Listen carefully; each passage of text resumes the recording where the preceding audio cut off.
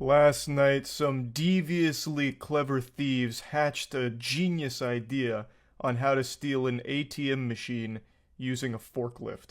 This isn't the first of its kind, and it certainly won't be the last. In fact, it's a pretty popular genre of content online, with surveillance cameras capturing goofy ATM heists, and it's always a whole team of clowns that show up to the party, and somehow none of them had any neuron activation to plan beforehand because it almost never goes right. It seems like ATM robberies are done exclusively by people that can't tie their own shoes, but then also somehow have access to the wackiest vehicles ever. Like, last night it was a forklift.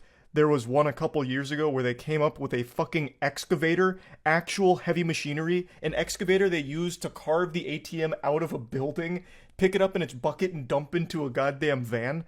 Like, I don't even know where they're getting it from. It's like they're playing GTA Online in real life. But yeah, it's always just so interesting. So I want to show you a few of them. We'll start with last night's forklift heist.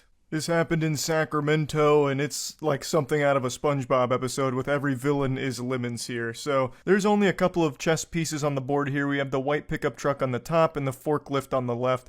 Now pay close attention to that forklift operator, because he may be out here committing a crime, but he said, "God damn it, I'm not violating OSHA regulations." Robbery is one thing, but violating OSHA regulations, that's an unforgivable sin, and I will have no part in that, thank you very much. So that gentleman's in the proper forklift attire, complete with even the hard hat, and then he just fires this bitch into turbo drive. He engaged the NOS boosters and just gave a big wallop to the ATM, knocking it off of the pedestal there. And then he begins the second part of this incredible scheme that they've hatched. The truck driver throws that ass in reverse to get in the proper position to receive the ATM, and then the forklift driver comes over here and just skewers it. He starts pumping it a little bit, hoping to get the tongs on the actual ATM unit itself and not just the outer casing. It's like an egg, and then the orange stuff is the shell, and what he wants to get to is the yolk in the middle. So, with the delicate hands of a surgeon, he gets underneath it and cradles it like a baby. So, mission accomplished so far. He's got the ATM on the forklift, and now it's just the last little piece of the puzzle, and he blows it. Yeah, he blows it. A bit of a fumble there, miscalculation, could have happened to anyone. And as you can see, it's happening to the best of us. Now all of a sudden there's a spectator in the stands. Another car swoops in here, a variable they couldn't have accounted for, and this had to be the most shocking moment of that driver's life. What started as just a normal trip to the ATM ended up with him getting caught in an idiot's sandwich, so he says, "You know what, I'm not hungry, I'm going home." And just when you thought this game was over, sports fans, wait until the fourth quarter, because look at this comeback. A perfect exchange from forklift to truck bed. Dominic Toretto puts pedal to the metal and drives off. No need to fasten or secure the ATM in the truck bed. It's not going to fall off. They're operating off hopes and dreams. And when has that ever not been enough? According to news reports, the ATM fell off a few miles up the road and ended up causing a car accident. So I can only pray that whoever was involved in that accident is okay. Just, who could have seen that coming? Into the bed of the truck, only for it to fall off in the middle of the street, causing a traffic accident. No one could have accurately predicted that that would happen. Just truly a freak accident somehow, that ATM falling off the truck. But I don't want to just talk about just this one ATM heist, because there's so many that are just as wacky and goofy, so I want to show you a few of them. But before doing that, I want to show you something that is far more valuable than an ATM machine. It's Godslap. Issue 4 of Godslap, to be precise. It just dropped today. Issue 4 of Godslap is here. This is the standard cover, as well as always, 2 beautiful variant covers. And the story is really, really getting good, so you don't want to miss it. Godslap issue 4 is available right now at badegg.co. And if you don't want a physical copy of Godslap, there is a digital download as well. So definitely make sure to check that out. It's our comic series we've been working on for a few years now, and we're really starting to get in our stride. We're entering the golden age of Godslap, baby. I know I've already shown this clip before, but since I mentioned it at the beginning of the video, I figured there's no time like the present to once again put it in the top of everyone's mind. This is the infamous excavator ATM heist here. So this is a stolen excavator, and they really gave it a workout. You can see him going fishing here for the ATM, just really digging in there like someone trying to get the last bit of toothpaste out of the tube. Finally gets the ATM in the bucket, and here's his good friends here, the foot ninjas from the Ninja Turtles. That man up front is striking a power stance like actual NPC energy. And then he gets it and just puts it in the open sunroof of the van. And let me tell ya, perfect calculations because it fits like a glove. Look at that. Putting the square into the square hole just the way we used to do it when we were kids. Jackpot. Now, it may not have, fit as perfectly as they maybe drew it up in the playbook, which is why they give it a couple of little slaps to try and get it down a bit deeper, but at the end of the day, it was good enough, so they were satisfied with a job well done and drove away. The footage is shocking. A pickup truck smashes into a grocery store, but this driver isn't done. He goes on the other side and zooms straight through. When I first saw that clip, I actually laughed out loud very hard, which isn't normal for me from a YouTube video. I just couldn't even wrap my head around the thought process of the driver. Like, he accomplished the goal on the first try here. He got a strike down the bowling alley. He backed his truck up into the store through the doors the first time. So why did he pull out and do it again just for a bigger fucking explosion? Like, on the other side, it accomplished nothing. He had already done what he set out to do with getting his truck inside. I don't exactly know why he did that. That was absolutely a fuck you. This became personal. It went from an ATM robbery to a statement real quick. Why is this happening? Because crooks are after the ATM machine. They load it in the truck and they're off.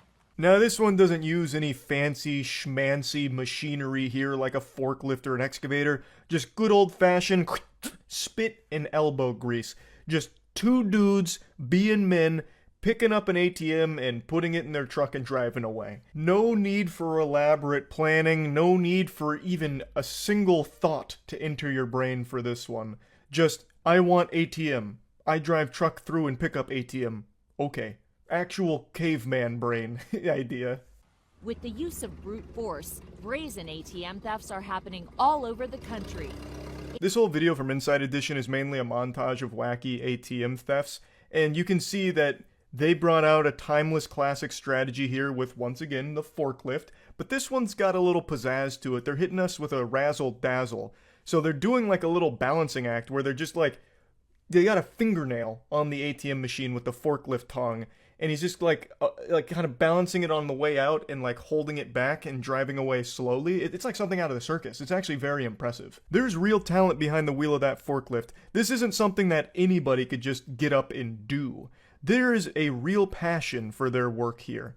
And dare I say it, they even seem a bit considerate. They said, you know what, I want the money from the ATM, but I don't want to cause too much damage in the process. So I'm just gonna real tenderly pick it up, balance it, and just get away with it. I don't want to hit any walls or anything. He didn't come in here and just start fucking slapping it around like the last guy in the forklift video we saw from last night. This guy came in here with a real delicate touch.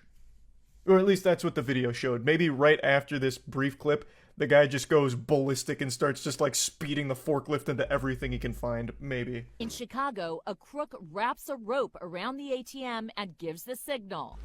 A truck then hauls the machine through the front door, even injuring his partner. That one's probably my favorite. Just a beautiful blunder, really. Wraps the cord around the forklift, and then he's like, all right, punch it. And then he just gets absolutely blasted by the ATM. He didn't stop to think for just 1 second how the world works with physics and shit, that by standing at the doorway where the rope was leading out, that the ATM would follow that trail. So he just stands right in between a bullet and a target here and takes a hit to the leg from the ATM. It just comes through like a cannonball and annihilates him. His knee got busted up in a big way. It reminds me of a tweet I read like a month ago where a guy took a bad step at a baseball game and he like blew out both of his knees. The tweet said, this man just blew his ACL, MCL, DVD, and NBC. And that's how I feel about this clip right here. That ATM absolutely fucked his knee, I think. Now, I don't think it broke his leg because it seems like he was able to like kind of limp away, but that's no doubt just all of the adrenaline that kicked in to, not get caught here. But yeah, I think that clip is by far the best one so far from these ATM heists. So yeah, I just wanted to share a few of these with you since the forklift one just happened last night, and that's really about it. So yeah. You're about to see a robbery that's extremely nostalgic. It's a brand new robbery, but it elicits a feeling of nostalgia. It reminds me of the first Fast and Furious movie where they were stealing DVD players. These gentlemen are attempting to steal this TV off the wall, which I find super odd because no one really steals TVs anymore. They're very hard to move, they're less expensive than something smaller like an iPhone, and just really don't see a lot of TVs being stolen anymore. But these guys must be like thieves that time traveled from the early 90s to late 2019, and they're just confused by the scary future. But, you know, they see TVs like, shit, they still got TVs. Yeah, boys are back in action. Let's steal this bitch. It's probably still worth it. Unfortunately, the security camera doesn't capture any sound, but if it did, you'd probably be hearing the Benny Hill theme being played over the loudspeaker, and this guy right here that's fucking DJ turntabling the TV on the wall shouting for help. Luckily, there was a vigilante in the area hearing the cries, but I guess those windows must be clean as shit because he thought that one was open instead of the broken one next to him, so he hits that like a dog trying to come inside but hitting a glass door. The cavalry arrives and they get their third friend opening the trunk, which is just very overconfident, thinking they're actually going to get this TV off here. And this must be just the slipperiest goddamn glass of all time. It's like they're on an ice skating rink. Now finally, after windmilling the TV for 30 seconds, they finally rip that bitch off the wall and luckily break it immediately, so they get nothing out of this, and they keep slipping and sliding all over the place. It's like there's fucking butter on the bottom of their shoes. Then finally, the mastermind, the supervillain, the real muscle behind the operation, hops in the driver's seat and peels out.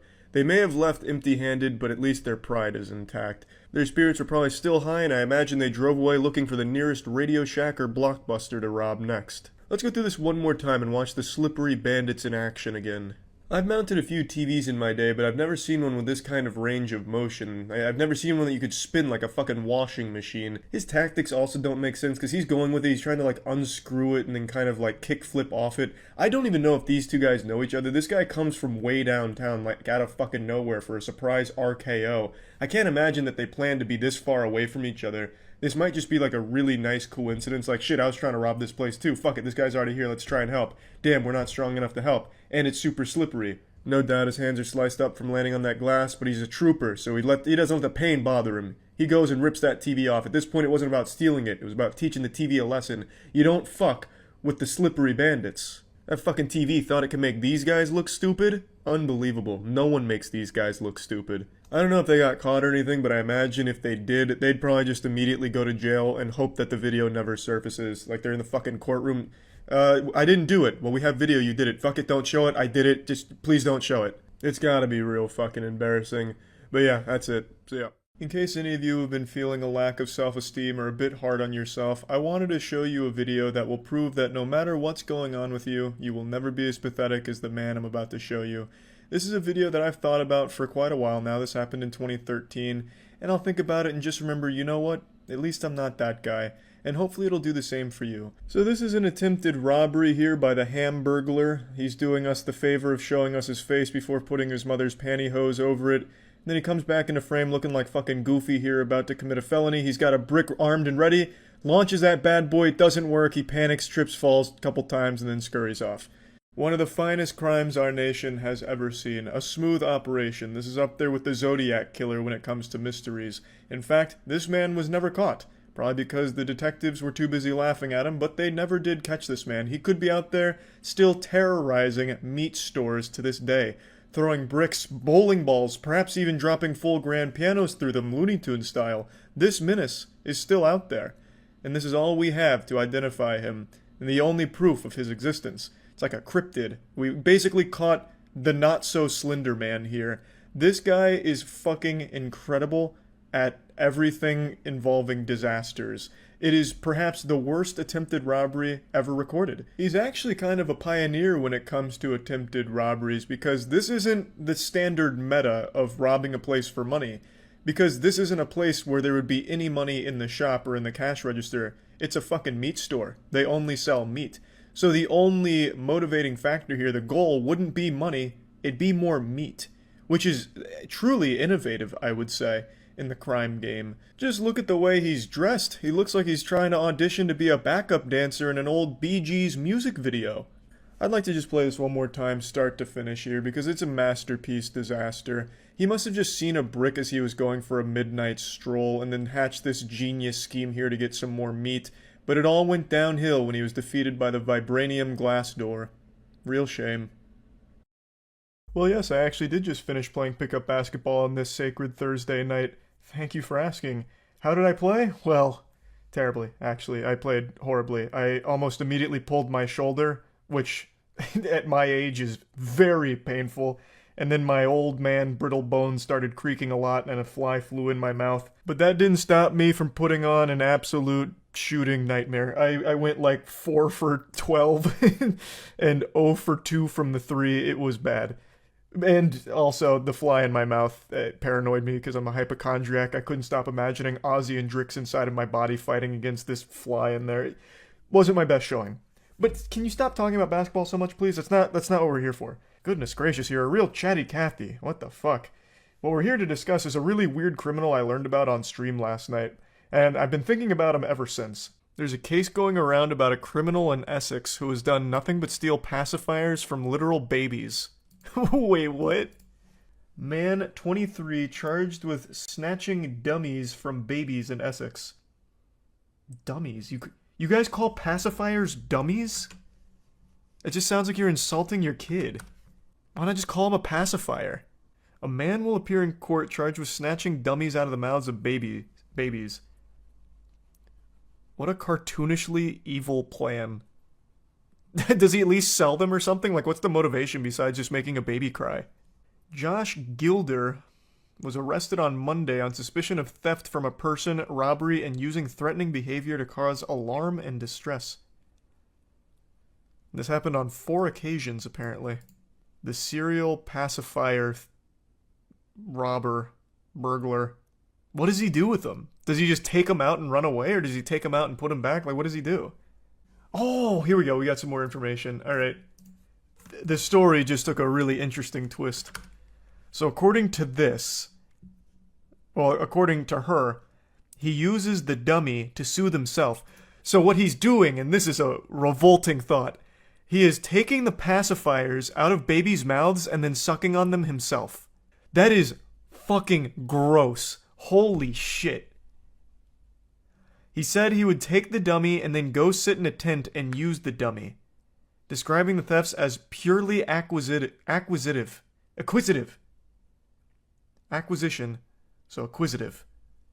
Goulder also admitted causing harassment, alarm, and distress to a police officer the day he was arrested. He told the officer, "If my stuff gets broken, I swear I'll kill you."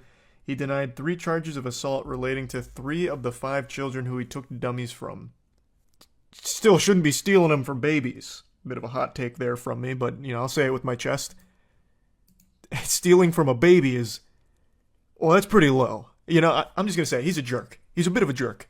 When police were initially looking for this guy, they released this photo hoping that someone recognized him, when it's just a photo of someone's back with a hoodie on. But I guess it worked out in the end because they did apprehend him. He was taking candy from literal babies, pretty much, and they eventually did arrest him for it. But I really like the idea that someone sees this and they're like, "Oh my god, that hoodie. Wait a minute, that frame. I know exactly who that is. That's my buddy Josh." And who knows, maybe that's exactly how it happened.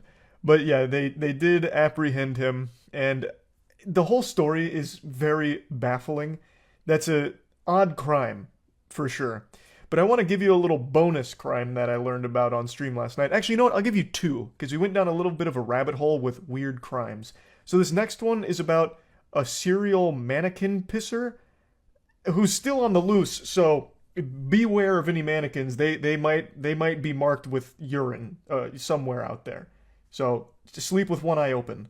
I work at Target, and one day we found that somebody had peed on a mannequin. Turns out he'd been hitting other Targets in Minnesota and peeing on mannequins. The guy has not yet been caught. Don't worry, I'm on the case.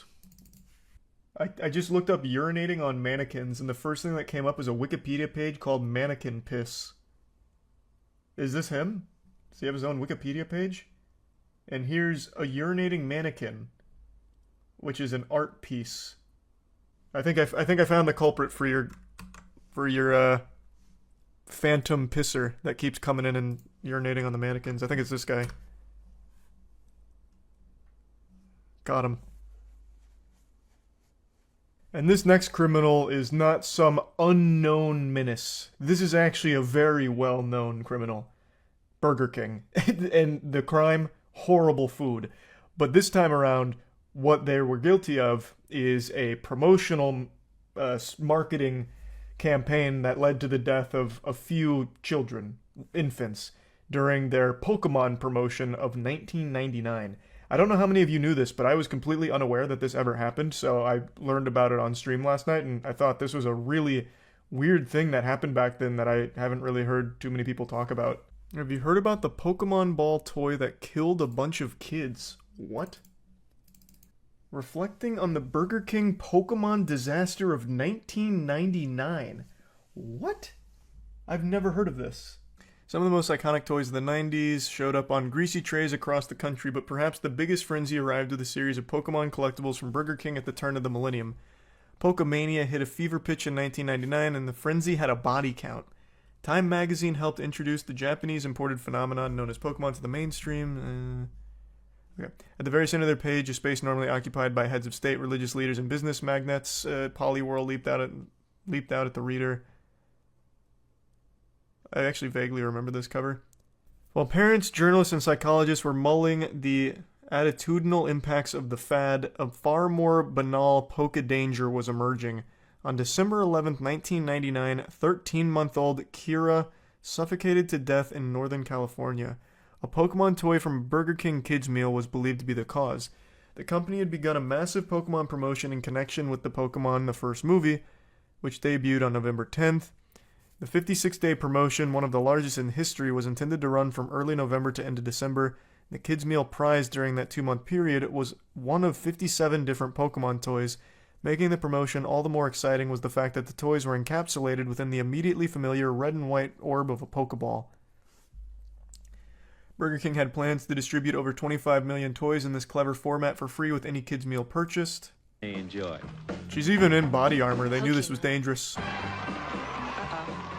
That's a huge promo. Did they have all 151? How? Damn, Burger King used to go hard.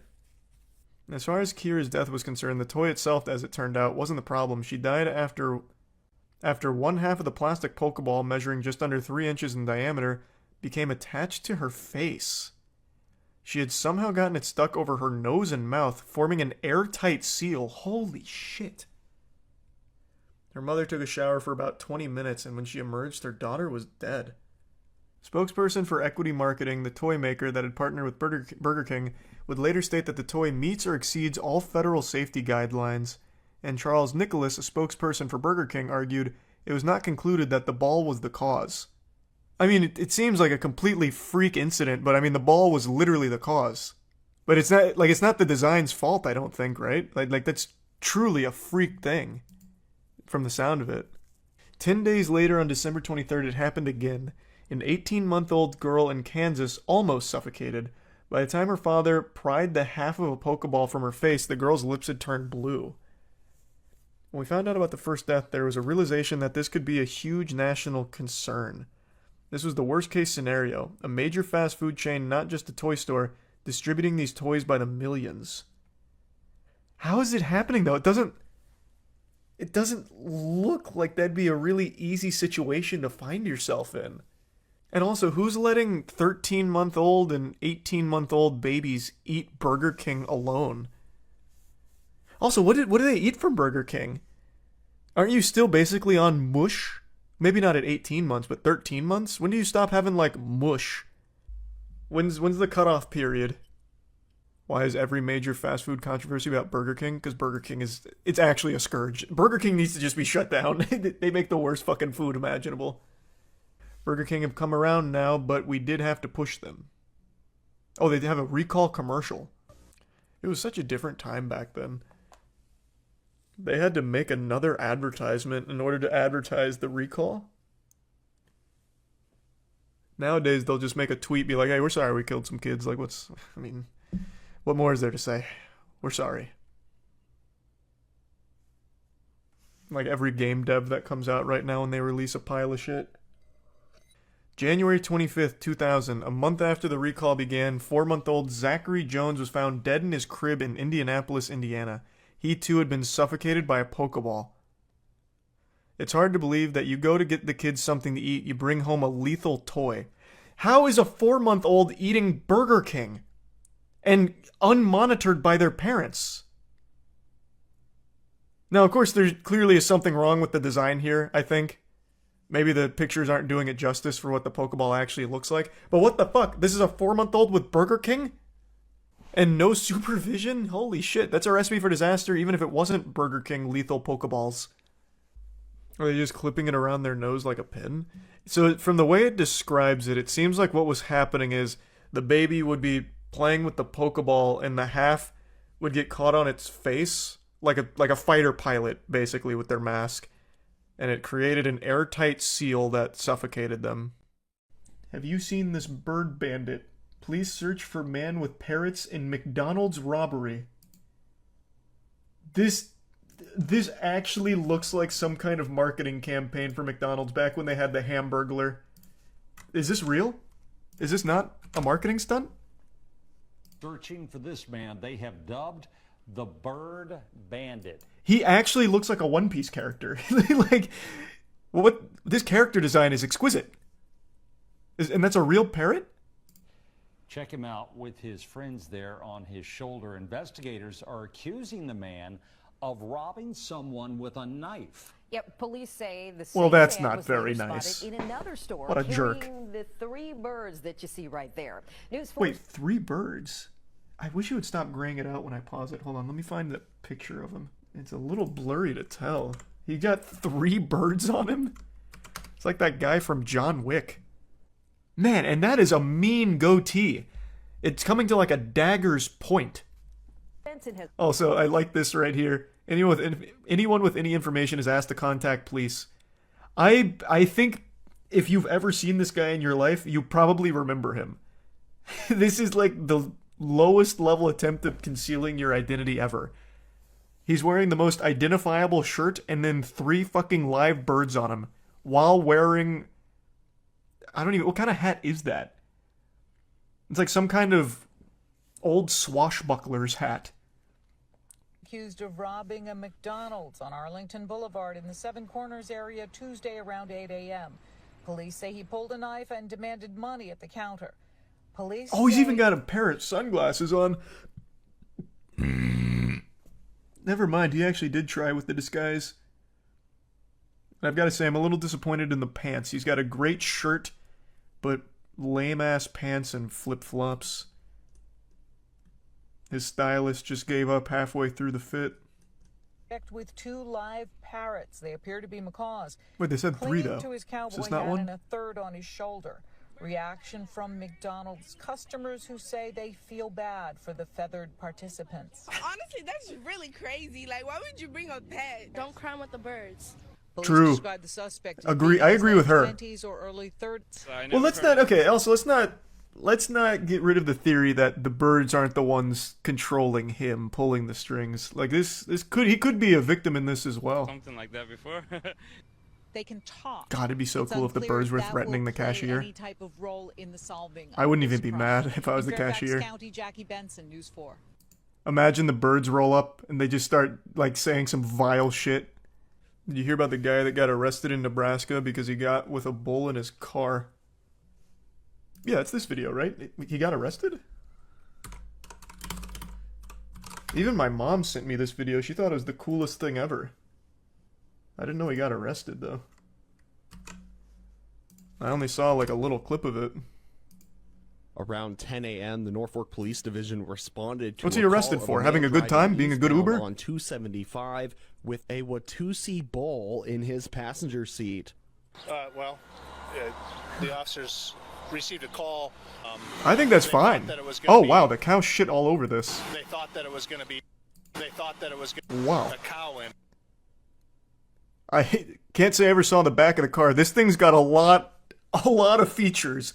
The license plate is boy and dog, a custom license plate for that, and then a decal that says lice, and it's covered in bullshit. Wow. I mean, I have no doubt the bull was scared, but goodness. Huh. I really want to know what this says. Looks like it says concussion beef. What an interesting guy. Yeah, I only saw like a small clip of this. I thought it was just like a cool way of transporting this cow. I thought he was like a VIP or something. They thought thought that it was going to be, you know, like a calf, something smaller, something that actually fit. What is that that it said on the side? Fit, Best smaller car? Calf, something smaller. Best car citizen, Or something I think. that actually fit inside the vehicle. And the vehicle was big enough. Well, technically. As a result, the officer performed a traffic stop and addressed He looks like a nice enough traffic guy. violations that were occurring with that particular Oh, best car entry. situation. Animal back home and to leave the city. Meyer and Howdy Doody are on their Literally way back told them to home, get out of and no one town. was hurt. From Norfolk News Channel, Nebraska, Andrew Pfeiffer. I mean, that seems like a cool battle vehicle as well. Like, should Mad Max ever happen, I think training this bull to get ready to impale other riders and shit is probably a good call. He seems like a cool guy. What was his name? Lee Meyer. Watched the video about how Kim Jong-un used YouTube prank videos as a way to kill his brother. Kill him with what? Cringe? What? There's no way that's real. I knew his brother died. I didn't know it was a fucking YouTube prank. The prank show that led to an assassination. How North Korea assassinated Kim Jong-un's brother. Let me see. There's no way this was from a prank. In 2017, 2 unsuspecting women carried out a political assassination of Kim Jong-nam, the elder half-brother of North Korean dictator Kim Jong-un, thinking they were participating in a prank TV show. Holy shit, wait, what? In 2016-2017, 2 young women were separately approached by men to perform a series of prank videos for YouTube. One was from Indonesia, the other Vietnam. They were paid a small amount of money to run up to strangers and smear lotion on their faces, then apologize and run away. Wait, where's the assassination? Kim Jong-nam was in Kuala Lumpur airport when 2 women smeared his face with a powerful VX nerve agent. The CCTV footage of the incident shows him at the airport's information desk seeking medical help. He claims he felt dizzy after 2 women grabbed his face. He died within 20 minutes of the incident.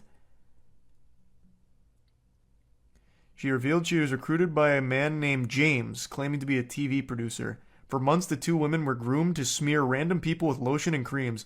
All this while they thought they were participating in a prank show with hidden cameras. Whoa! Wow. I had no idea. I thought this was just like a straight-up assassination. I didn't know there was a deeper layer where the people that killed him didn't know they killed him. Hundreds of goats roam Bay Area neighborhood after escaping enclosed... Oh my god. These hooligans. We've got security camera footage. The squad's rolling deep. Lock your doors. Don't come out.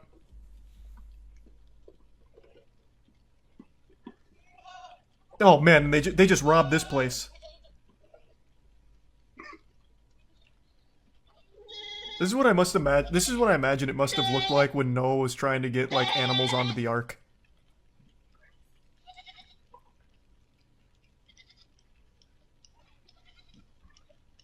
Man, that just doesn't stop. Who had all of these goats? Where are they escaping from? Pepperidge Farms?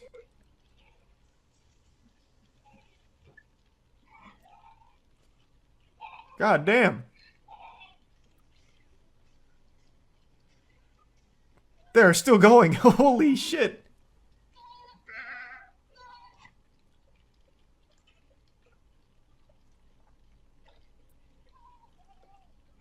Hey, welcome to freedom. Enjoy the American dream, my friends. Godspeed. Damn, still going, huh? A herder and their dog came to the rescue and corralled the animals back into their pen. No shot.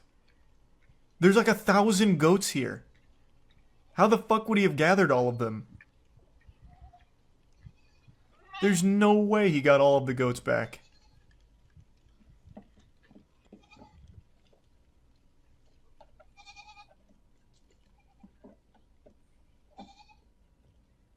They follow each other? Yeah, but even still, there's no way he'd get all of the goats back. Like, some of these goats came from, like, all over the place. Like, in driveways and probably going into backyards. No way. There's definitely still some rogue goats on the loose out there. A very good herder dog, that's how. I mean, fucking Airbud couldn't get all of these goats back. There's too many. I mean, I've never herded goats, but I mean, I've done the next best thing. I've done the tedious side quests, or the tedious quests in RuneScape where you have to herd some shit. It's a pain in the ass. Every time you see a robbery in a movie or something, it's always super impressive. They'll have like these incredibly well laid out plans, full-blown Ocean's 11 type shit where they'll have like a getaway driver, 15 aerospace engineers on standby just in case they need them. They'll have like Jimmy Neutron in the lab cook up some crazy device to break into the big vault for millions of dollars, and it just always seems like, damn, you have to be a galaxy brain, 10-digit IQ mastermind in order to be a professional criminal. But then when you watch like a heist or a robbery in the real world, it's nothing like the movies most of the time. The plans are laid out in crayon 3 seconds before executing them. They're not looking at building blueprints. They turn their brain off and just go fucking wacky. They get Insano style. So, like, they'll just run in there, like, grab, like, 5 things and then just, like, shuffle out the door, and that's the extent of it, and then they get caught 5 minutes later.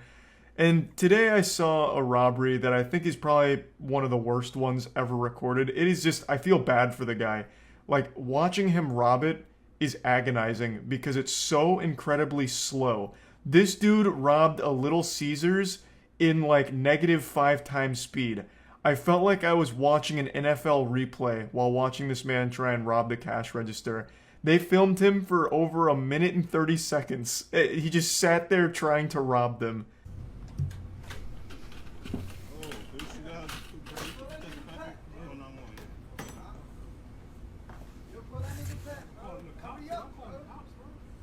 At first glance, I thought this was Pay Money Wubby robbing the place, and I thought to myself, God damn, he is really doing everything he can to get to the bottom of his turd kebab mystery.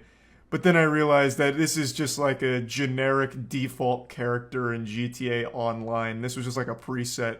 This guy is coming in here not even trying to disguise himself. Like, he didn't even bother to cover his face. He put on sunglasses, but they're too loose and they keep falling off. It's a disaster.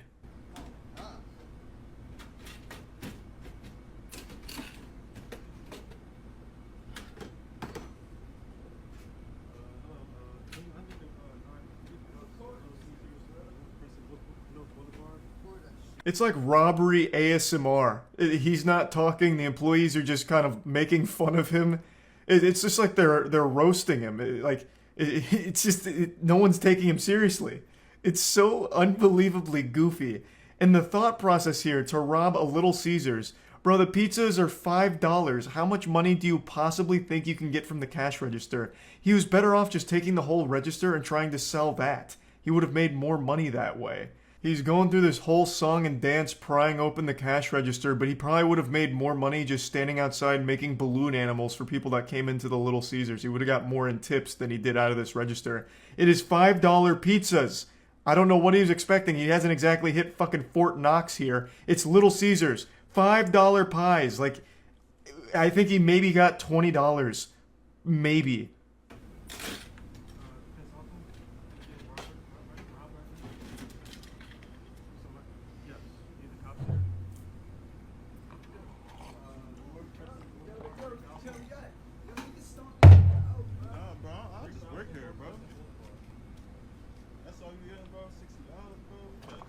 I absolutely love that response from the employees. No, I just work here. Like, I'm not gonna risk my life. I'm not gonna beat this man's ass and risk, getting myself in trouble for the sake of saving $60 for Little Caesars. I don't care that much. I'm not paid to be like a fucking Little Caesars gladiator and fight for Little Caesars honor. That's the right way of handling things. Just the employees like, all right, you're robbing it? Okay, I'm not gonna stop you. I'll just call the police, which they do. And then they just sit here and record all of it for evidence. And this man just keeps flashing the camera with his whole goddamn face. They did the absolute perfect thing here in this situation.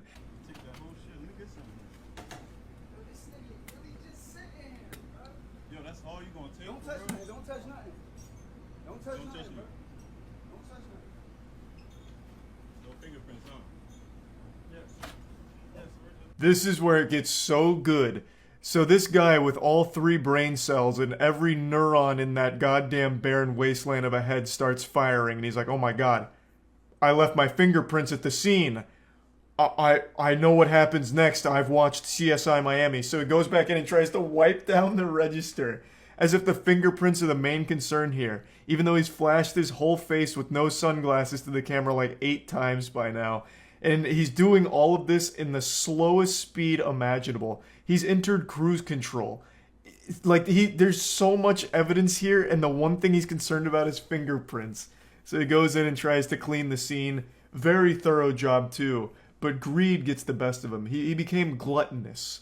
So he goes in for more money, leaving more prints.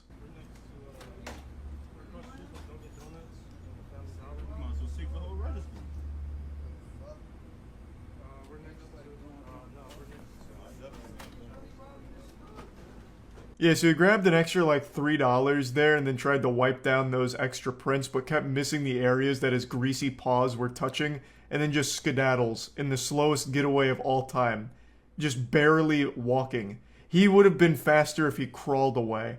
Like, Jesus Christ. All in all, I can't imagine he got more than 20 bucks. The guy in the video said 60, but I don't believe that. There's no way he pulled $60 out of that fucking register. All in all, he spent like a minute and a half emptying a register, struggling the entire way, looking super stupid just to walk away with less money than the register costs for repairs, and risking jail time. If he had spent this long just collecting quarters from a wishing well, he would have made more money. That's all you gonna take? No, bro, you don't work here, bro. Don't get into nothing, bro. They ain't Don't touch nothing. Yo, the store is shut down. The store is shut down, bro. I've never seen a robbery where at the end of it, everyone's laughing at the robber. Like, what? How shameful. How truly awful. The most miserable and slowest robbery ever recorded here. It's like a PSA. You know those like over-the-top PSAs where it's like, you don't want to smoke a cigarette because you'll explode. And they just have like these crazy exaggerated cigarette smoking things. That's what happened here with this robbery. This is how, watch out kids, you don't want to rob. Look at how hard it is. And he's like fucking struggling with it for 2 minutes. Oh my god. There's no follow-up. I don't know if he got arrested. There probably won't be a follow-up since it's like a petty crime, but I'm sure he didn't get away for long. He was probably arrested in the parking lot because he probably just sat there. I don't even think he even bothered to like get away. But you can also see that the customer that had come in while the guy was still robbing them was really contemplating if it was worth beating this guy's ass. He could have easily snapped him in half, I think, and then he even like, you know, wandered out the door a bit to contemplate further, but the employees are like, bro, it's really not worth it. And it wasn't, you know, he didn't need to beat his ass. This was far more embarrassing than any ass beating could have been. So hopefully that customer also did get like some pizza or something, and they all just laughed about it. What a remarkably embarrassing robbery, and I just wanted to share this today because it put a smile on my face, so yeah, that's about it. So yeah. I don't know if it's movies or Grand Theft Auto 5 that's rotted my brain, but when I think of bank robberies, I always picture some absolutely massive event that's thoroughly planned and it's a huge deal. Like when I hear, oh, a bank got robbed, I'm expecting the follow-up sentence to be, and then Spider-Man stopped the robbers. I've just always imagined bank robberies like it's straight out of a cartoon, you know, high-tech security, damn near impossible to pull off successfully. You know, you see like an Ocean's 11 movie, you're like, wow, no one's ever going to be able to actually rob a bank like this, huh? They've just always made it sound so fucking wild, saying things like, all right, we're going to need a 20-person team in order to pull this one off successfully, boys. The target is a 15-inch thick steel titanium concrete vault door that's protected by a retina scanner and biological deposit box for fingernail clippings, and it'll only accept it from the head honcho of the bank. You also have to sing the fast part to Eminem's Rap God, and if you fuck up a single lyric, the alarm sounds and the FBI's swarming within 30 seconds. It's also protected by a moat with 45 crocodiles inside and 24/7 security, and they're all ex-Navy SEALs. We're gonna have to be in and out within 5 seconds. The job is simple. You know, like, in my tiny reptile brain hears all this, and I'm like, wow.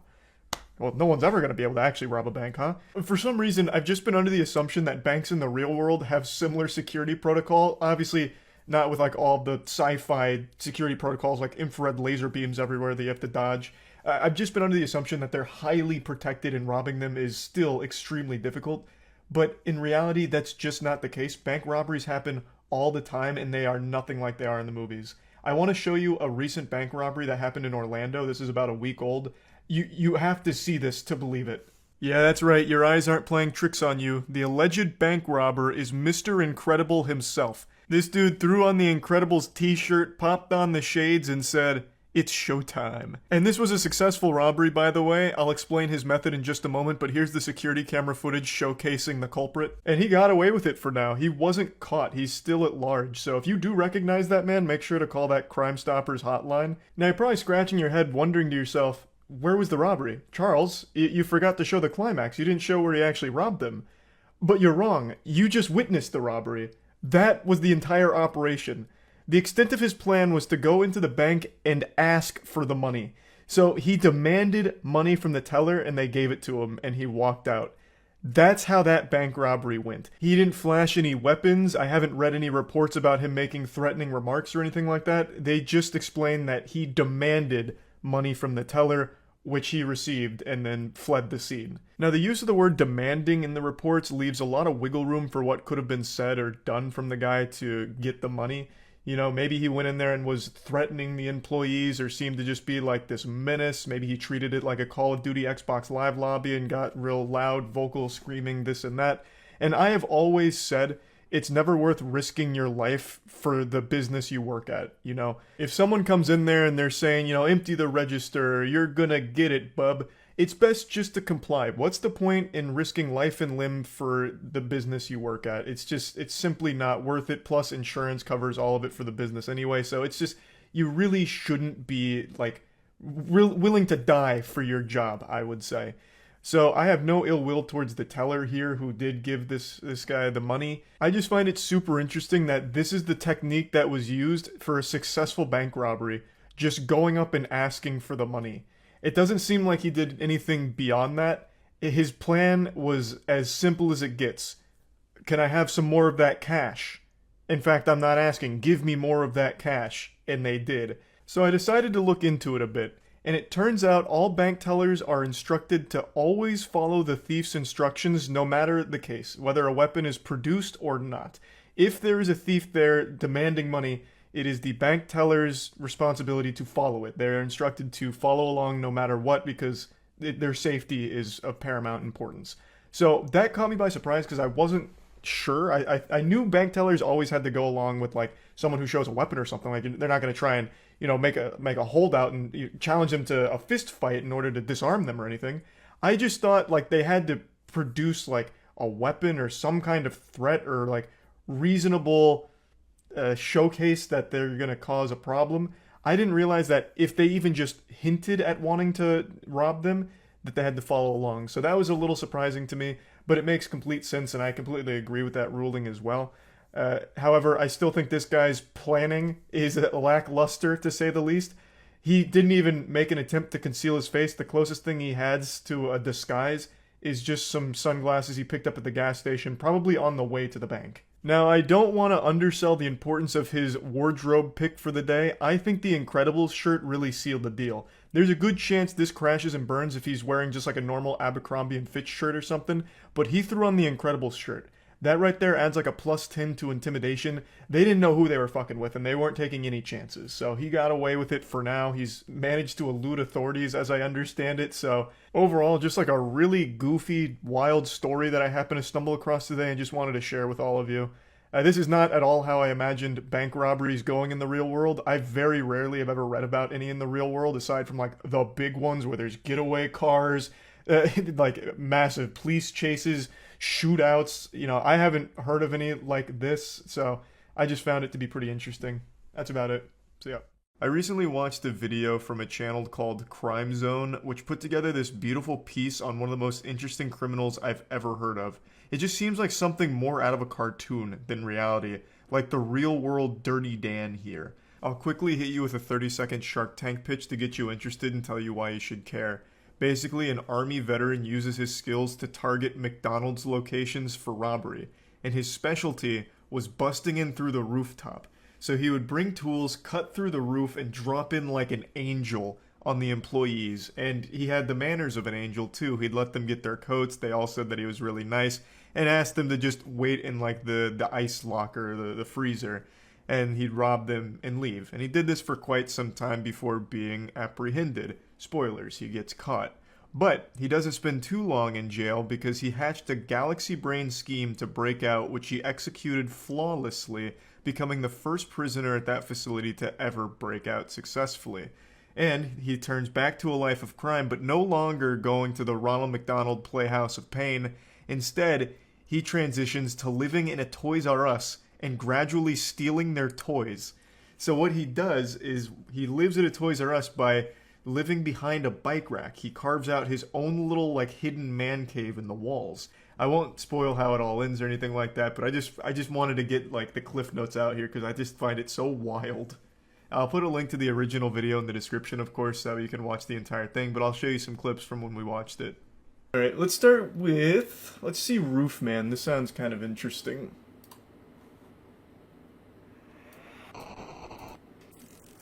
I do love criminals that hide in attics and shit. Nigel and Luke here, and welcome to Crime Zone. Unbeknownst Quick question, is there still a massive breakfast rush for McDonald's? I remember when I was a kid that was the shit, but I feel like McDonald's has just such steep competition these days for the breakfast slot. Do we have any like big McDonald's breakfast enthusiasts here? Cause near me it's kind of just like no one cares anymore. Overwhelmingly yes. Wow. I just think the McDonald's breakfast has really fallen off. It's like Netflix stock, but for food. Once he had the cash, the masked robber walked all of the employees into the cooler where they were locked inside. It seems kind of nice. Before they were asked if they wanted to grab their coats to stay warm while they waited for help to arrive. After they have a police sketch and it's just a Hamburglar. Fled. While the employees didn't know it at the time. I saw a video of two women stealing everyone's food inside a restaurant. Don't remember where, though. Probably McDonald's. Actually, I take that back. Probably Waffle House. Waffle House is a restaurant you go to and you're just looking for fights. And maybe, like, a waffle or two. I think it's a Prime Sun City. So this is basically the only fast food specialized robber is what I'm getting. While little is known about why Jeffrey Allen Manchester chose to turn to a life of crime, what we do know the better question is why turn to a life of crime for fast robber food? Known as Roofman, he lived what appeared to be a normal life, to put his military training to a different kind of use. In November of 1998... Do you really need military training to rob a McDonald's? I feel like you could just go in and be like, I just want the money in the register, and like, make like a finger gun in your jacket and be like, yeah, just take it. Like, I don't think you really needed all like the special ops training just to become like a fucking Filet-O-Fish fondler. Felon. Damn, that would have been better instead of fucking fondler. It doesn't even make sense. But man, this guy, those McDonald's employees, they didn't know who they were fucking with when he busted through their ceiling. 1 second they're just serving up a quarter pounder, next second they got goddamn Jason Bourne coming through the top turnbuckle. That's While cute. the bulk of Manchester's robberies were committed in California, he would eventually hit McDonald's locations in Nevada, Oregon, Minnesota, Massachusetts, Maryland, Virginia, and both of the Carolinas, making off with an estimated $100,000. Manchester would use tools to cut a hole in the roof of the location, dropping down anywhere from 10 to 15 feet. So what? I still am super confused on why the roof. What tactical advantage does he get from busting in right here behind the counter as opposed to just rushing through here and jumping over the counter? Just like the element of surprise? No alarm? I guess, but there's still employees there either way, right? Because like they said, he was always really nice to the employees and telling them to get to the back and shit, so there's still people there. So at that point, the alarm's kind of worthless, wouldn't you think? When they caught up to him a short time later, he was still carrying his rifle, as well as a nylon bag containing drills, pry tools, hammers, and all of the cash he had stolen from the two McDonald's locations. True to his reputation, Manchester didn't put up a fight when cornered by officers, instead telling them, quote, "You guys did a really good job today." With Manchester's arrest came a flurry of news articles announcing he was ultimately sentenced to 45 years in prison on charges ranging from robbery with a dangerous weapon to kidnapping, little did anyone know, that his story was far from over. Really? He busted a hole out of the Following prison his cell? conviction at the end of 2000, Went out the Jeffrey roof? Manchester was sent on the afternoon of June 15th, 2004. Now the roof Jeffrey man can be Manchester anywhere. put his plan into action and escaped from the Brown Creek Correctional Institution, making him the first person to do so in the facility's 11-year history. Hey, that's pretty Once good. again, Well, 11 the years roof isn't man super long. was That's still free. good. It was here, at an unassuming retail plaza, that he would set up a living space that would baffle and amuse both the public and law enforcement oh my God, officials he opened his own for years to McDonald's. come. A For his franchise new owner. home, the roof man chose a Toys R Us store located in a complex called the Triangle Shopping Center, just off of Monroe Road. He raced remote control cars on the roof in the middle of the night, rode bikes around the store for exercise, and managed to get most of the nourishment that he needed by stealing and eating baby food. Toys R Us had all kinds of snacks. He didn't need baby food. I remember back in the heyday at Toys R Us, you could get like fucking pounds of Doritos and shit. My man's over there just eating like meat sticks and apple mush when he could have been feasting on Doritos and Oreos. This man just said, fuck it, I want the Gerbers. Thanks for some Dreadnought in the prime elbow. This actually seems like something out of Codename Kids Next Door. Like one of the villains infiltrates a toy store that the kids are shopping at in order to torment them and scare them at night. Man's actually the boogeyman at the Jeffrey's Play Palace here. I have looked literally everywhere in the world for a single picture of this man's laboratory here. You know, Dexter's lab kind of shit. Because the way it's described in the video and the way it's described by the authorities, it sounds fucking incredible. He had baby monitor surveillance spy systems set up across the store to keep eyes on everyone, all the workers and all the customers and everything. He had so many toys and shit and a really elaborate setup with running water all in his like secret man cave in the Toys R Us walls. I want so badly to know what that actually looked like. I can't imagine a world where they didn't take pictures of it. They'd have to, right? Like, it's evidence. So surely those pictures exist somewhere, and I am begging any authorities that were involved in this case to just release the photo evidence. Let us see it. Let us just take a gander. I have to know what his little secret lair looked like here in this Toys R Us, because it must have been so fucking cool. Or maybe it's overhyped and it was actually just like a really small like coffin of a couple of toys that he'd stay at. Who knows? But it just sounds so impressive and I would love to know what it looks like. But unfortunately, I can't find a single picture of it anywhere. I can't even find like a single like artistic interpretation of it from anyone from the scene. Nothing. But I know those pictures have to have existed. So I hope someday they surface. And when the holiday season rolled around, no one donated more to the congregation's toy drive than he did. Of course, these toys were actually all stolen from the store where the roof man was hiding who's out. gonna miss the toys though, huh? It was during this time that he realized he could tunnel directly through the store's wall into the adjacent unit, which just so happened to be an abandoned Circuit City. This time, maybe this guy is responsible for Toys R Us and Circuit City going under. After they found out that this man was living in their walls for... It's been almost a year, I think, now. They just got so fucking paranoid that the business started sinking. God damn. What a cool setup, though. That is like the most early 2000s shit imaginable.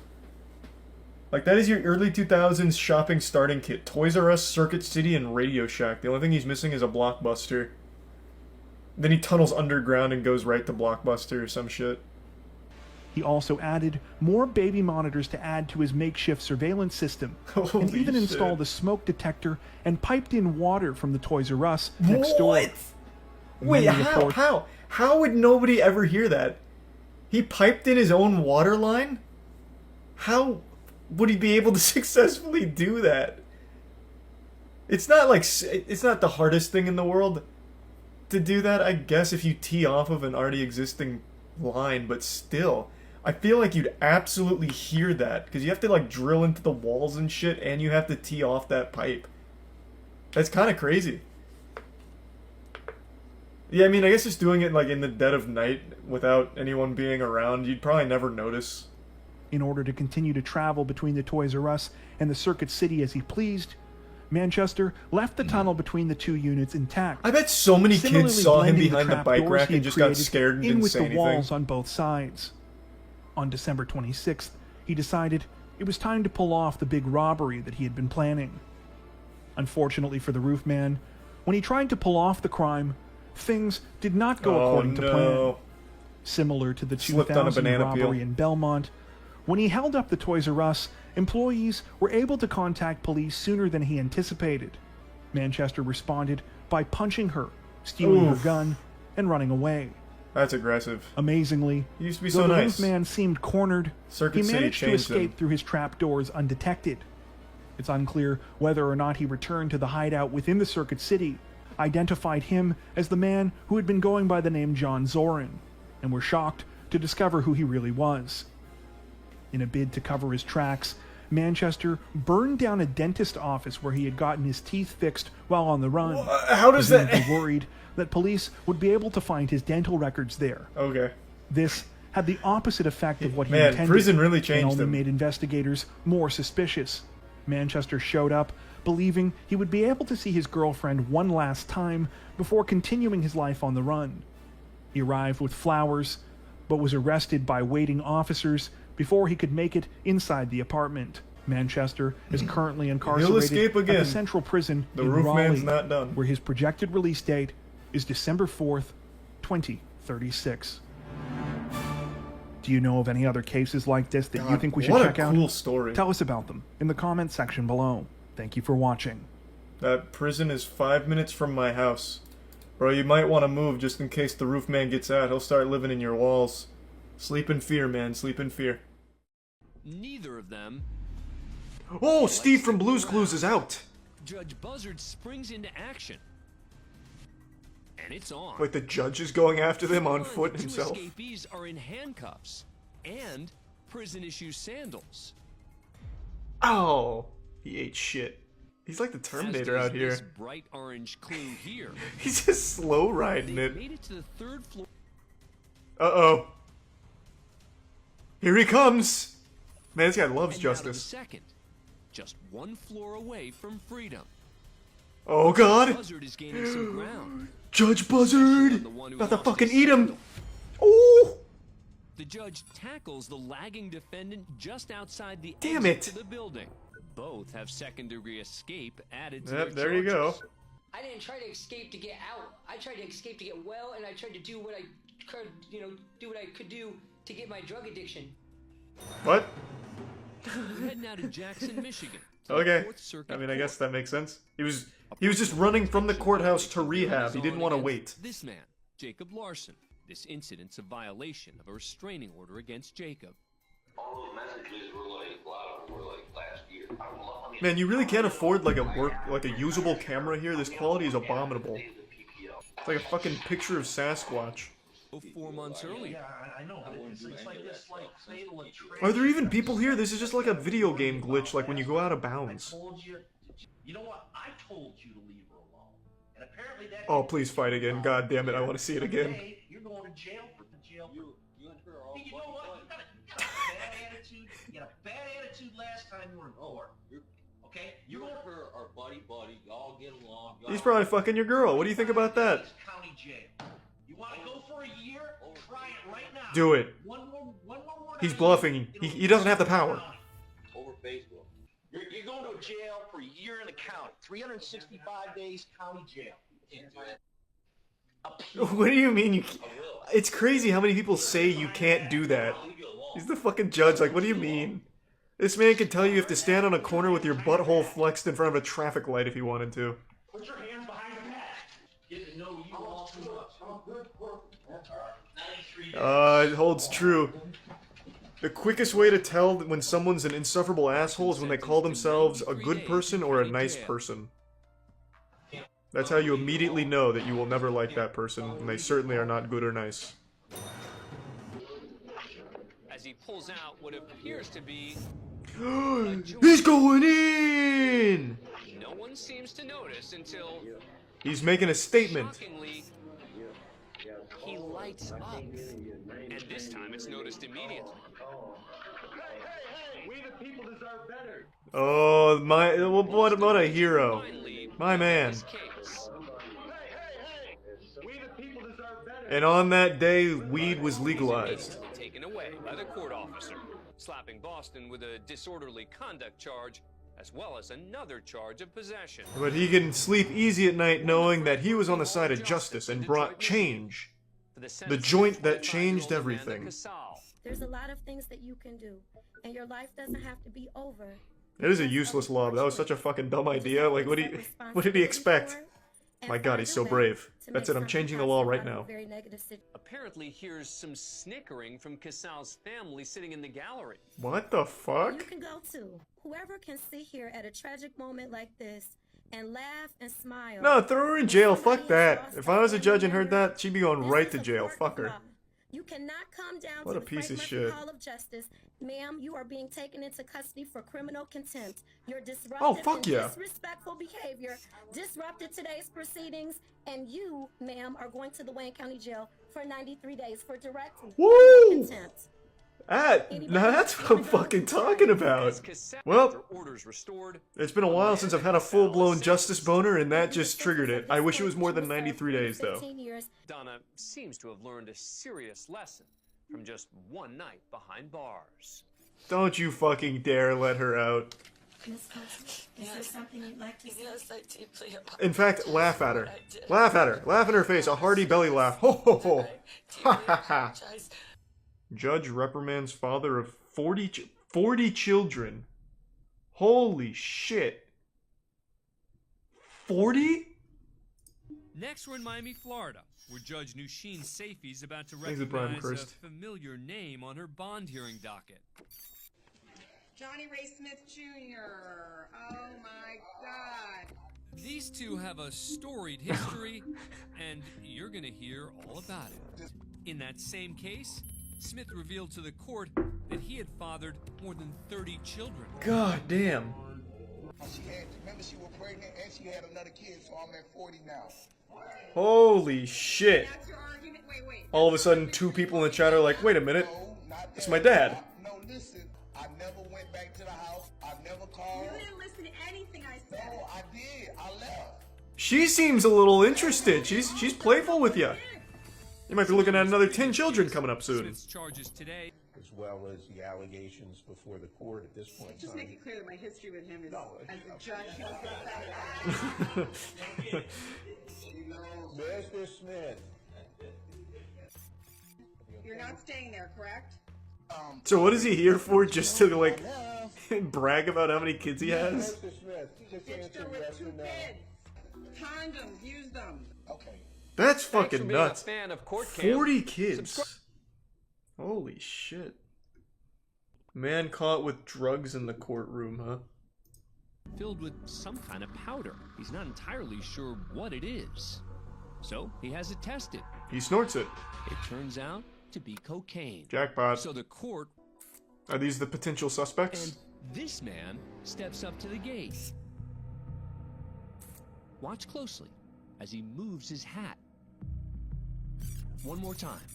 Why would he bring cocaine here? And put it in his hat, of all places, the worst place to put it. Thanks for being a fan of What Court Cam. a fucking horrible idea.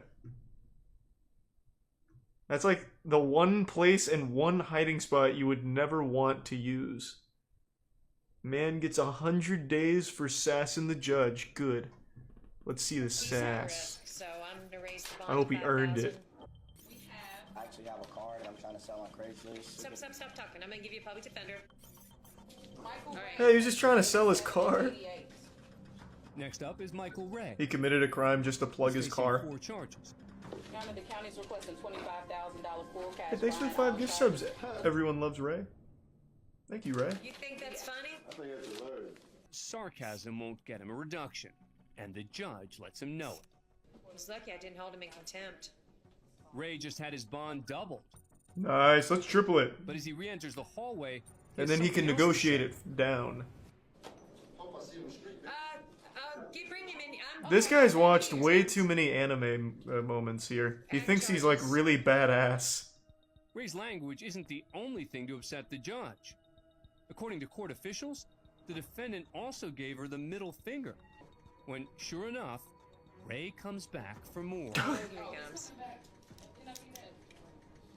Sir, I'm holding you in contempt for what you did. What's the holding me, man? And so, You start playing. all right, you can take it back.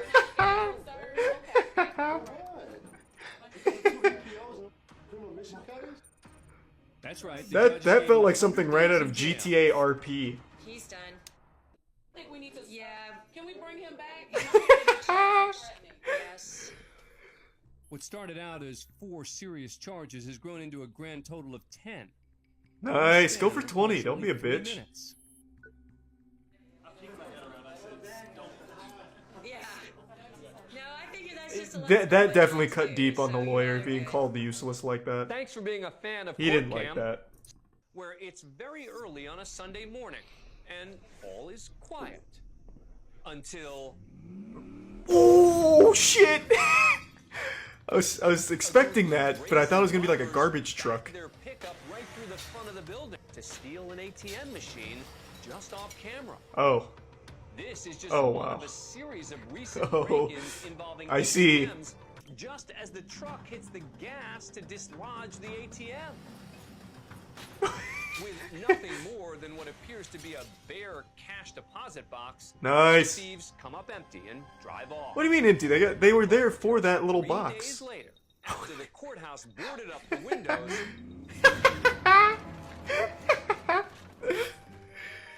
This is some fucking straight up Tom and Jerry shit. finish the job. Angel Lopez, Thomas Ortega, and Toby Perkins are arrested and charged with theft. Could they have woken the guy in the top left up for his mugshot at least? Their lookouts. Thanks for being a fan of Court Cam. Subscribe to Holy A&E shit. So they actually did get money out of them? Isn't it extraordinarily difficult to actually break into one of those? Like, here, let me see. What would I type in to find that? Maybe this would work? Well, yeah, now it just looks like I'm planning a crime here. We hear about the Florida woman who got her entire driveway stolen. How does that work? Single mother's future in jeopardy after thief steals driveway. How? No way. Now playing above, it's this right here. This is where they put the news segment in the tiniest box on the screen. And now our Nick Papantonis is looking into the situation. Well, I'm going to speculate on how they might have done this crime. So they obviously needed some kind of heavy industrial machinery, right? And seeing the recent rise in forklift-related crimes, my guess is somehow they used a forklift, got the tongs under the driveway, and peeled up each individual piece of pavement. And then just stacked it and drove it away. That's my guess. I think a forklift was the culprit. Well, not like a sentient forklift, but like that was the tool used by the culprit. Ready for Christmas. Of all the things that you worried about getting stolen, did you think the driveway was one of them? No, What kind of fucking question is that? Hey, out of all the possible things that could have been stolen from your house, did you ever think it'd be your driveway? Like, fucking obviously not. That's not a thought any sane person would ever have. Like, you can't exactly padlock your driveway. No one's gonna ever consider that the Grinch might come through and just take the whole pavement up. Why even ask that question? It's super stupid. One told Brochu a Tampa area man identified Oh, as Tampa. Andre asked Let's them go. to price out a replacement. Again. 1 week later, Oh, let's footage go. from Brochu's doorbell camera captured a bulldozer tearing out the concrete and hauling it away. Jesus Christ. I've never seen this before. 0 for 1 on guesses. It was a bulldozer, not a forklift. And believes Brochu is the victim of a scam. But neither woman knows what Such a scam weird, is. yeah, it's a Had weird multiple people scam. come forward saying that they've seen things like this happen, whether it be driveways, roofs, painting, even outside the exterior. So it's happens more often than we actually see it. Deputies have launched a I just criminal don't believe that. Why would this happen often? What do they get out of it? I mean, I guess the cat's probably happy about it. They like dirt. But what is the scam? So you have their driveway now. Then what? How do you get money out of it? Do you hold it for ransom? Because even they're saying they don't exactly know what the goal is with it. Can't have shit in Florida, they stole the damn driveway. True. So the house value goes down. I guess, but are they making an offer on the property? Because if not, you get nothing out of it other than just fucking with them. So I guess it could just be evil for the sake of being evil. What a crazy heist. Tonight.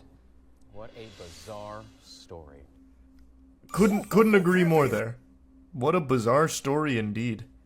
Stealing a whole fucking driveway for no reason. This is some shit out of Ed, Edd and Eddy. Like, actually cartoon logic.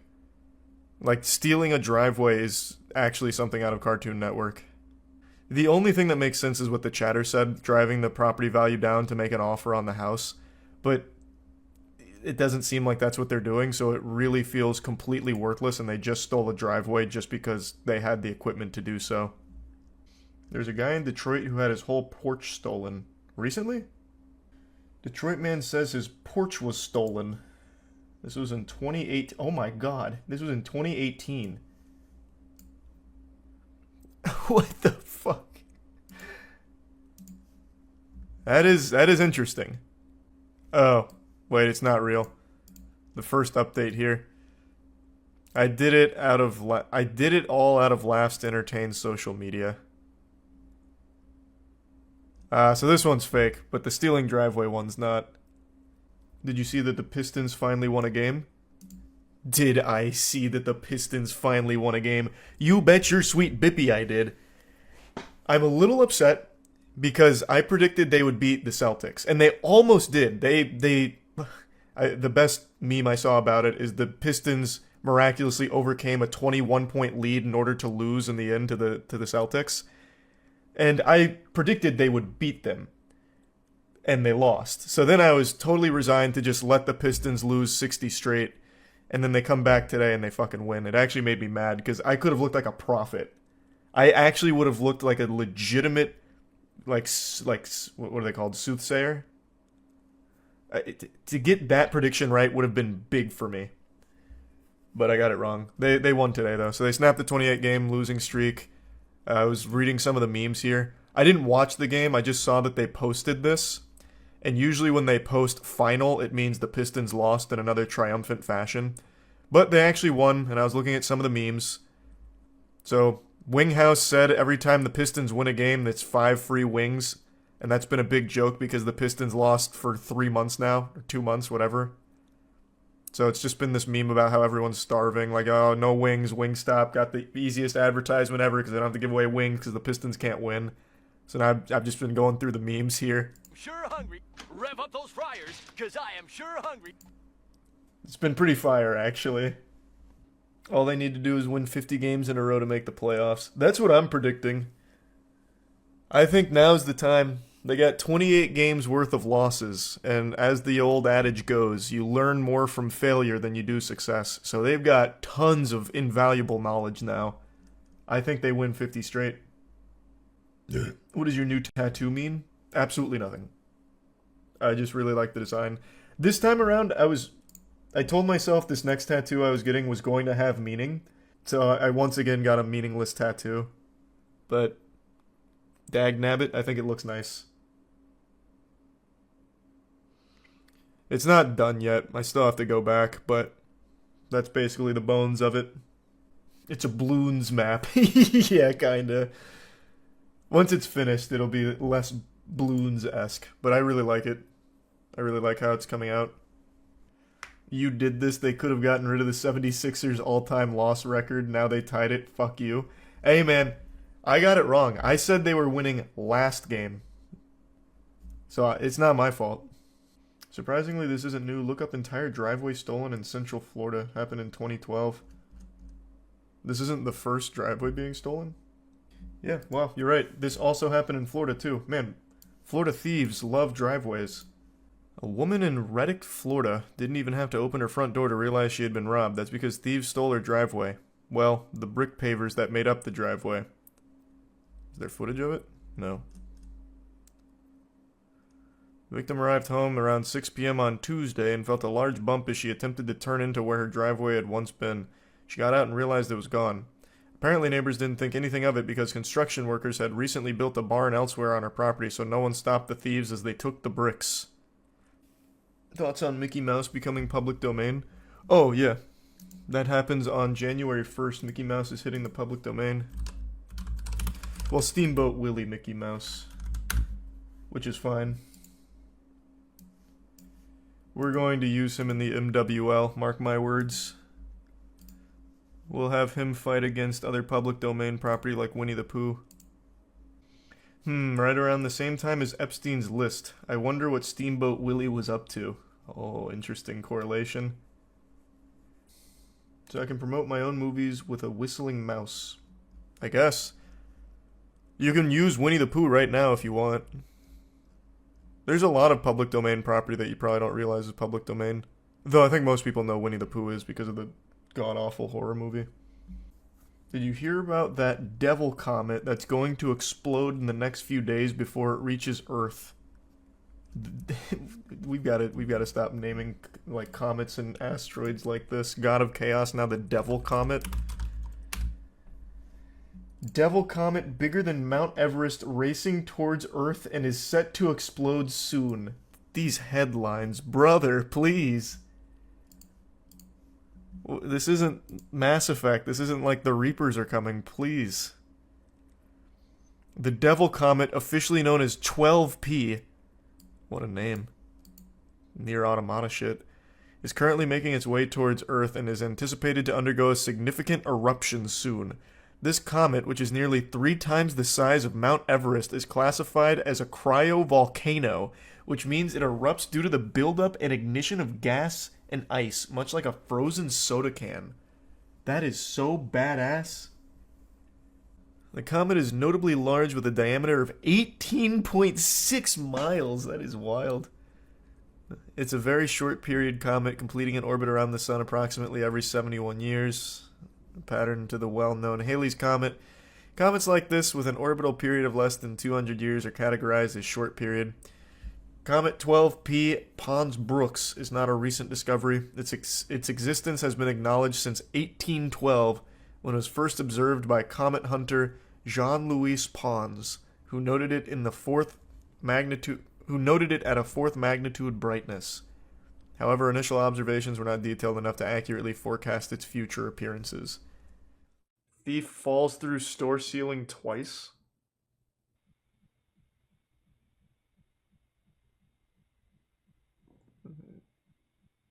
Oh, he's over here. Oh, this guy's a genius. He set up a decoy. I thought this was him.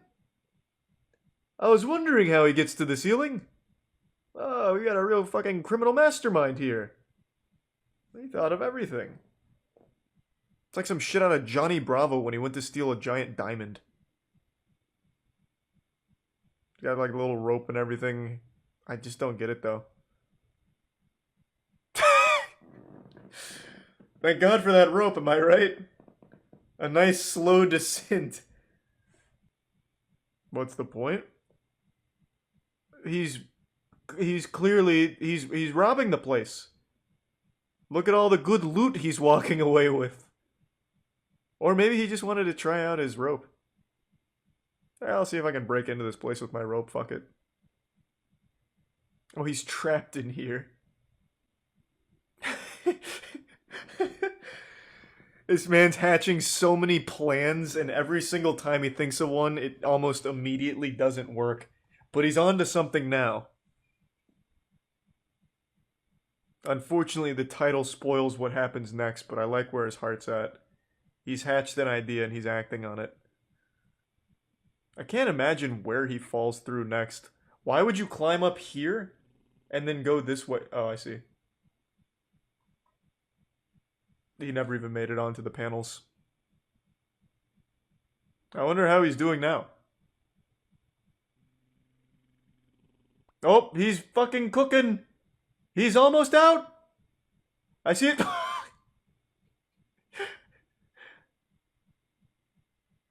Alright, we were close on that one. I think one more time, and we should be free. Man's gonna just call the cops on himself to let him out. What do you mean if you know the whereabouts of this subject? He's still in the store. It's become his sarcophagus. He hasn't left. Just check the store. Oh my god, he falls through the roof as well. Or the ceiling. Man, how many fucking people fall through ceilings? I used to do vodka Coke. That was always my mixed drink of choice. Cheap. And it just tasted like drinking very cold Coke. Very unpopular mixed drink though. None of my friends liked it, and every time I ordered it at the bar, they always very confused and gave me some shit. So the owner's trap was locking all the doors? He's delivering some really strong kicks there. That door is putting in work. Oh, and he's going with the old horse kick as well. This is not his first rodeo kicking down a door, but he has never fought an opponent like this. That shit is vibranium. So what is he even doing here? It doesn't look like he was even trying to rob the place. It looked like he was escaping. Oh, that's rough. Oh, there goes the hammer. Are we sure that this belongs to just like a normal shop owner and not somebody that was like torturing this guy and he finally got an escape going, only to get trapped in the second phase of the solve trap? Because it didn't look like he was even trying to rob this. He's getting really close.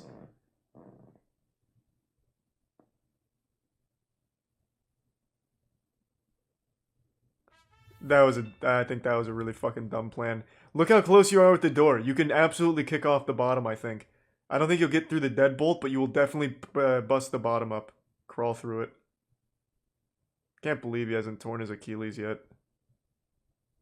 Oh, and now he's just going to pop his shoulder out of place. Very good, very good. The panic is really setting in. Next he's going to just take the hammer and start hitting himself with it.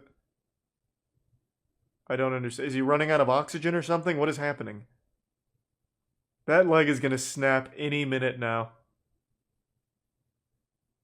But I'm sure he's resourceful enough to find a second means of getting this open. Wait, is this one of those push locks where you push it up and pull it to the side? Has that been there the whole time? Oh my fucking god. To be fair, I also didn't notice it, but I'm also not looking at the door in person. I see he's still not free though. It looks like it is just a closet. This escape room has really bested him. God, did you just live here now or something? Holy shit, how long is this video? Oh my god, he's dehydrated, starving to death. I haven't been looking at the date up here. Is it changed by like a week or something? What's going on? This man's deteriorating. Oh, that was easy. Hey, what's up, pussy? Should have locked the cop in. That would have been a big brain move, but there's obviously another officer over here. That would have been like some mastermind shit, though. He just tucks his legs forward a little bit. This officer becomes trapped and he just has to take on one guy. It's like some GTA RP kind of shit. No, there's clearly two cops is what I'm saying. Chat, Jesus, you would never succeed as a fucking villain. A, cops don't respond to calls alone. There's always backup. And B, he was clearly talking to somebody over here while the officer was behind the door. Yes, I know the quality of the webcam is less than stellar. It looks like the footage from The Dark Knight when the Joker is like selfieing himself as he's torturing a guy. I know it doesn't look great. It's highly pixelated, looking like PlayStation 1 graphics, Charles here, but it is what it is. It's the only webcam that I have, and I really want to talk about something since I can't sleep, which has become all too common. It's extremely late right now. It's 3 a.m. I gotta get up at 7 a.m. and I didn't sleep last night and I'm not sleeping tonight. Insomnia is absolutely beating my cheeks in and it's making me mad. But the only thing that makes me more upset than not being able to sleep is porch pirates. And that's what we're here to talk about. Since I was tossing and turning, having nothing but the most inopportune moments for deep existential thoughts, which kept me awake, I decided I'd go on the cyberspace to see if there's any kind of lullabies that could put me to sleep. You know, maybe Jigglypuff could sing me a song or something. But instead, all I found were two very peculiar cases of porch pirates stealing some packages that I just think are really interesting, so let's talk about them.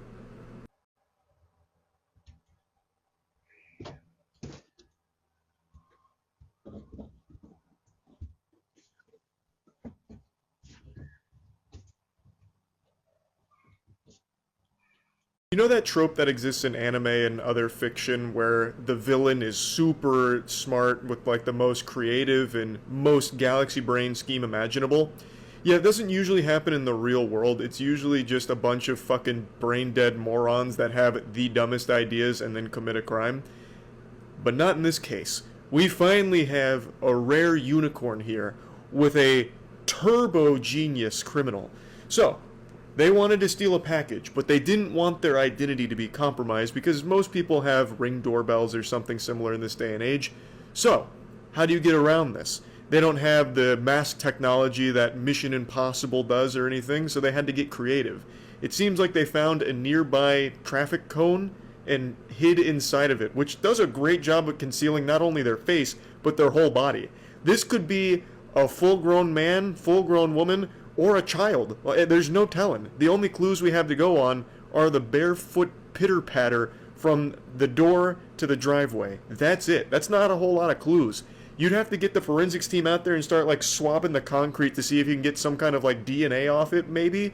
I have no idea. So they might actually get away with this one. I do have a working theory though. I think the culprit here is someone that is familiar with the family. I think it's a family friend or maybe even a nearby neighbor. They knew they could be easily identified by the homeowner, which is why they took such extreme measures here. That, or it's staged. This could just be faked. This could be just a prank, like a staged video for the sake of it going viral, which it absolutely did. But I like to pretend and suspend disbelief here. I like to think that this was a real instance of a porch pirate coming up with a really creative solution. But anyway, there's no further updates that I can find on this story, so this menace is still at large. Sleep in fear. Or in my case, don't sleep at all, because insomnia is a real bitch. But also, if there's any traffic cones nearby, you might want to hide them somewhere so that way they can't be utilized like this and steal your packages. Now, while this one could be faked, the next one is not, because they've been caught. Though they did have an equally creative idea on how to get away with stealing packages. I'm kidding, it's actually a really fucking stupid idea. I'll just go ahead and show you the news segment on it. Dash driver arrested. Police say she was caught on camera instead of taking.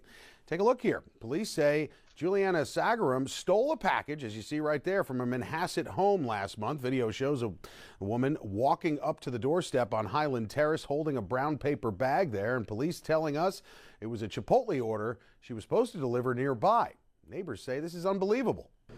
So Juliana's plan was simple and also not super effective because she didn't get away with it. There were a lot of holes in this scheme. It wasn't exactly a bulletproof plan. While doing food delivery, she decided to take this package here, and I guess her whole idea was if she's in the middle of a food delivery, no one would think twice about her going up to the front of a house, and then she could make a getaway with the package without anyone stopping her. So it seems the whole idea was to avoid suspicion by having a good cover story. No, I'm not here to steal packages. I'm here to deliver food. You're out of order. You lost your marbles. But she failed to account for modern technology where most people have like Ring doorbells now or anything that records video outside their home because of the rising problem of porch pirates. So it didn't do anything to prevent the authorities from seeing who she was. And I guess really she just wanted to make sure no one would like interfere with her plan. But I don't know how common that is. Like, I don't feel like there's a ton of people that recognize when a porch pirate is striking because they usually run up, grab it, and run away. There's not a whole lot of time for someone to fucking swoop in and stop them, unless, of course, she's doing this in Gotham City and Batman happened to be nearby in the neighborhood. Like, I just don't think that is really commonplace. So overall, Buddy with the traffic cone over his head actually had a more effective strategy than she did. But anyway, I just wanted to talk about these because they were super silly. They both came up with pretty creative plans on how to be a scumbag, and one of them so far has got away with it. The other one is at least facing charges, so that's good that she's, been caught. And I guess we'll see if the traffic cone supervillain pops out of hiding at some point again in the future. But anyway, that's about it. See ya.